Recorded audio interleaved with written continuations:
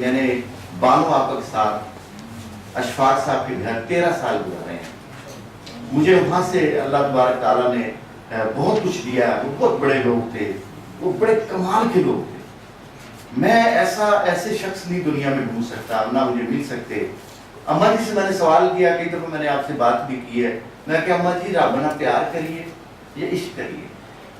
कहने लगी पुत्र असलम आप ना रब ना प्यार करिए। मैं क्या इश्क क्यों ना करिए? कहती पुत्र फिर आदिल जो मेरा बेटा है उन्होंने ले जाके मीना के मुकाम ते छुरी चला लेगा।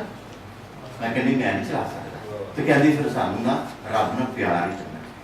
क्यों? असि आम दुनियादार बंदे, असि तो दुनियादार बंदे